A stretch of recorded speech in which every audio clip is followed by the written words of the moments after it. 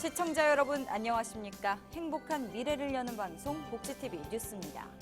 메르스 확진자 수가 점점 늘어나면서 검사비와 치료비를 누가 내는지 관심이 많으실 텐데요. 전액 국가가 부담합니다. 걱정하지 말고 신고해달라는 건데요. 김소영 기자입니다. 현재 메르스 확진 판정을 위해 필요한 검사비는 건강보험 가입 여부와 상관없이 전액 국가가 부담하고 있습니다. 혹시라도 돈 걱정 때문에 병을 숨기거나 늦게 신고하는 사태를 막기 위해서입니다. 의심 증상이 있는데도 보건당국에 바로 알리지 않을 경우 정부가 가장 우려하는 지역사회 내 감염이 일어날 수 있습니다. 메르스로 판정돼 의료기관에서 치료를 받거나 무증상 환자가 병원에 격리되는 경우에도 건강보험이 적용돼 환자가 부담해야 하는 비용은 없습니다. 정부는 메르스 환자가 건강보험이 적용되지 않는 비급여 치료를 받아도 본인 부담금을 지원할 방침입니다. 중앙정부와 지역정부가 반반씩 부담하는 방안이 유력합니다. 격리기간, 생업에 지장받는 가구에 대한 보상 범위와 금액도 확대됩니다. 현재 긴급 생계 지원 대상에는 직장인이 빠져 있습니다. 격리 대상자와 확진 환자에 대한 보상의 범위와 금액을 확대해야 하지 않습니까? 네, 충분히 확대하도록 하겠습니다.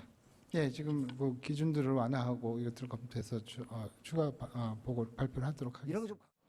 한편 서울시는 메르스 환자를 진료하다 감염된 의료인이나 휴업 등 피해를 입은 영세의료기관을 구제하는 방안을 적극 모색하겠다고 밝혔습니다.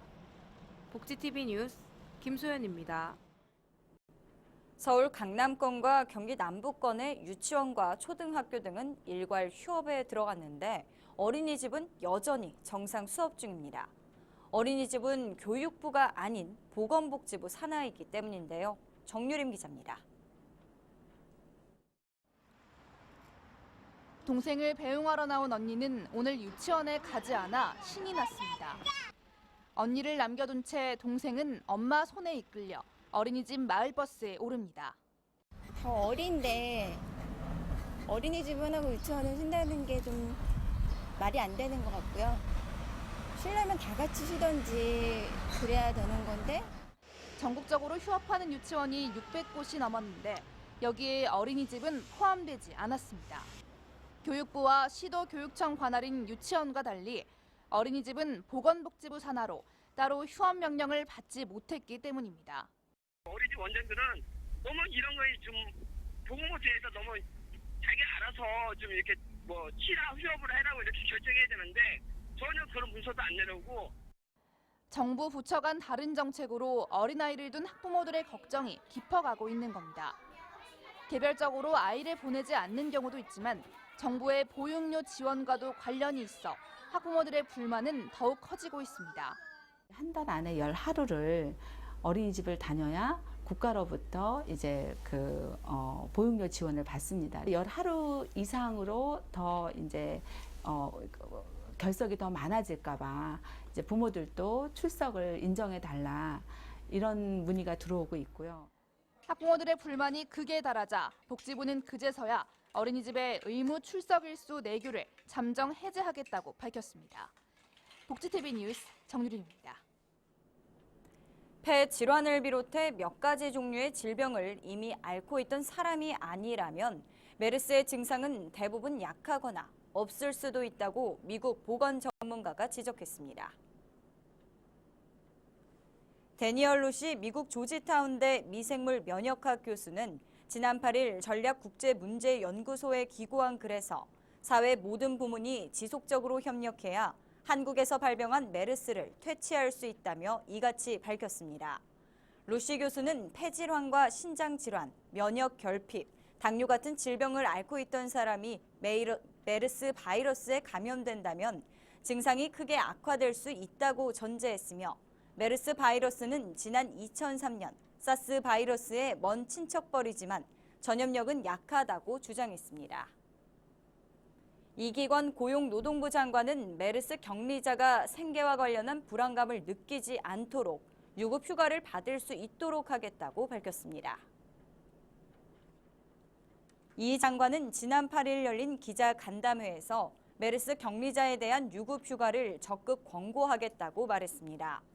이에 대해 대기업 근로자는 임금 단체 협상 등에 따라 유급 휴가를 받을 수 있겠지만 중소기업은 유급 휴가 규정이 없을 수 있다며 메르스가 사업장에서 확산되지 않도록 방지하자는 차원에서라도 메르스 격리자가 모두 유급 휴가를 받을 수 있도록 유도하겠다고 밝혔습니다.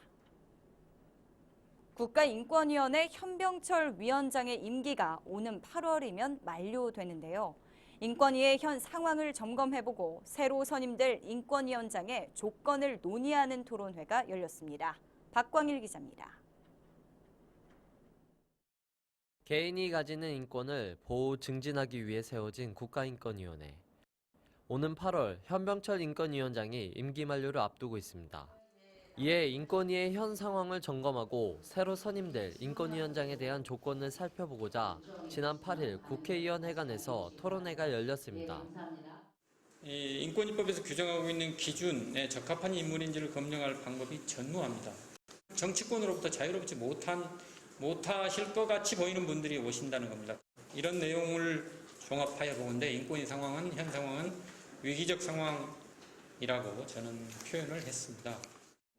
이날 토론회에서는 인권위의 주요 역할인 정책 권고나 징정사건 권고를 통한 권리구제 기능이 많이 약해졌다고 지적됐습니다.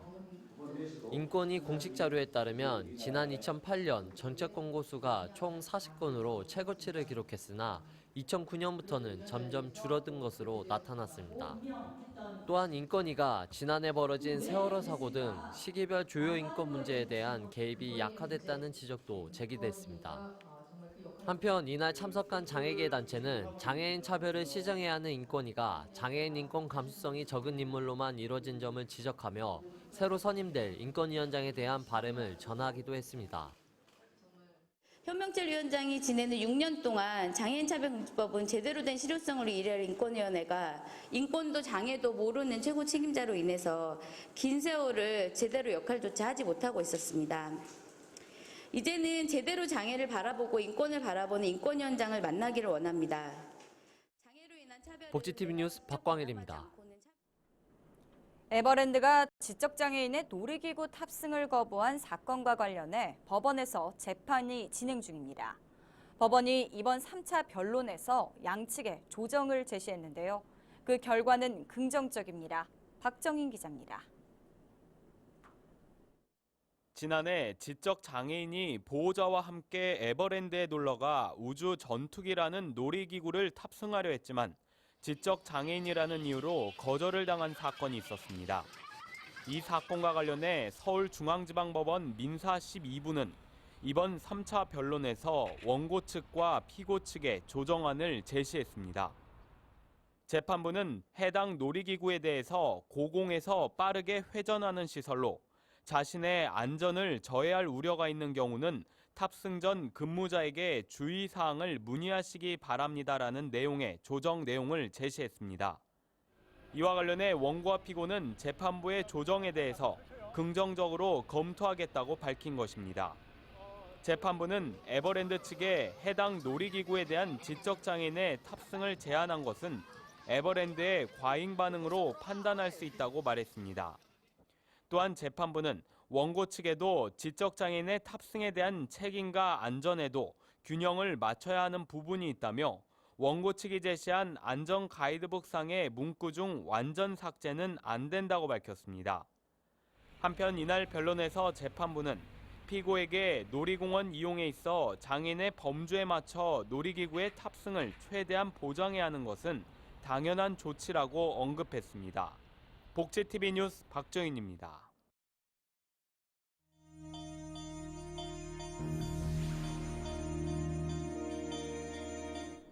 이어서 간추린 뉴스를 전해드립니다.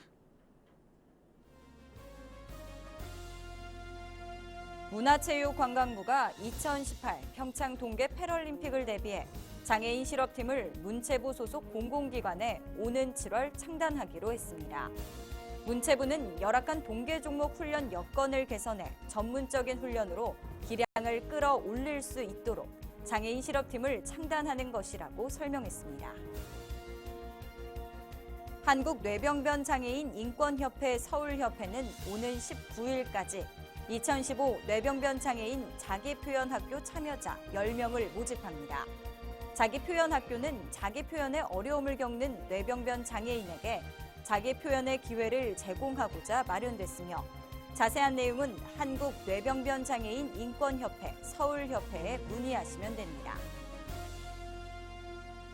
LG가 2015년 장애인 특별 공개 채용을 실시합니다. 한국장애인 고용공단과 함께하는 이번 장애인 특별 공채는 고졸과 대졸 등의 장애인을 대상으로 신입 및 경력으로 채용하며 LG 계열사 10곳이 참여합니다. 원서 접수 기간은 19일까지며 사무직은 LG그룹 통합채용 포털 사이트인 LG 커리어스에서, 현장 기술직은 각 계열사 홈페이지에서 지원할 수 있습니다. 서울시 복지재단은 그랜드 코리아 레저 임직원들과 함께 독거노인과 다문화, 소년, 소녀, 가장가정 등 서울시 내 취약계층 2천 가구에 희망미 20톤을 지원하기로 했다고 밝히고 서대문 노인종합복지관에서 쌀 전달식을 가졌습니다. 부산광역시 보조기구센터가 보행이 어려운 장애인을 위해 수동 휠체어 지원 사업을 실시합니다. 신청 기간은 오는 12일까지며 신청 대상은 부산 지역에 거주하는 16세에서 65세 미만의 장애인으로 휠체어 없이 일상생활 영위에 어려움이 있는 장애인이며 자세한 내용은 부산 보조기구센터로 문의하시기 바랍니다. 포항에서 제7회 장기 산딸기 문화축제가 열렸습니다. 이번 행사는 청정지역 산딸기 무료 시식과 특판 행사, 산딸기 효소 만들기 등 다채로운 체험 행사가 펼쳐졌으며 이날 특판장에서는 총 10,000여 박스가 판매되는 등 산딸기의 인기를 실감케 했습니다. 한편 장기 산딸기 문화축제는 지난 2008년부터 장기 산딸기를 홍보하고 소비자들에게 산지 가격으로 직판하면서 농가 소득 향상과 지역 경제 활성화를 위해 열리고 있습니다.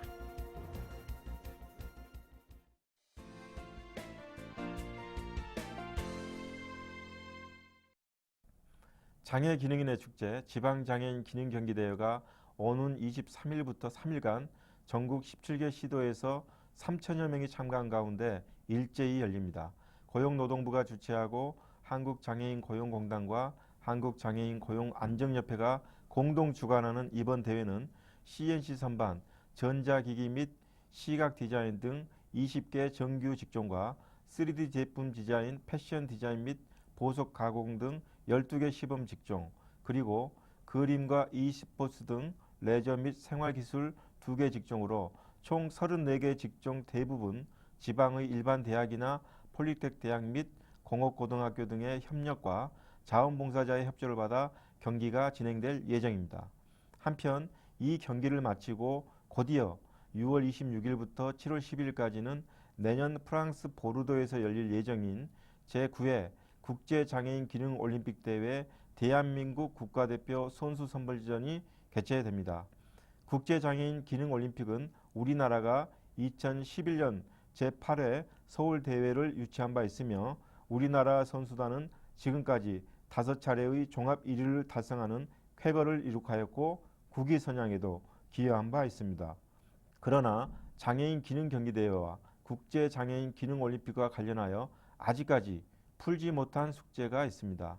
비장애인 기능경기대회는 숙련기술장려법의 정책의 법적 근거를 두고 있으며 기능대회 개최, 선수 선발, 기능올림픽 참가, 일시 포상금 및 연금 지급 등 법 테두리 내에서 사업이 추진되고 있습니다. 하지만 장애인 기능경기대회나 장애인 기능올림픽의 경우는 관련 법과 제도의 틀이 없이 단년도 사업 프로그램으로 추진되고 있다는 점에서 문제의 심각성이 있습니다. 따라서 정부는 이번을 계기로 관련 법의 정비와 함께 우수 장애 기능인의 국가 사회적 우대와 고용의 안정이 될 수 있도록 하여야 할 것입니다.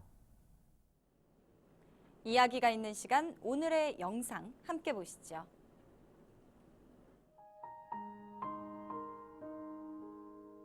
지난해 주인에게 버려져 유기동물 보호소에 들어온 동물의 수는 약 8만 1,000마리. 이 중 절반 정도가 유기동물 보호소에서 자연사 또는 안락사로 세상을 떠났습니다. 사랑스러운 외모로 많은 이들의 사랑을 받은 반려동물들. 반려동물들은 장난감이 아닙니다. 메르스 확산이 심화되는 가운데 복지TV에서는 장애인 등 취약계층의 안전 대책에 대해 의료계와 장애계 전문가들이 모여 논의하는 시간을 마련했습니다. WBC 복지TV 긴급 진단, 메르스 취약계층 안전 한가인데요.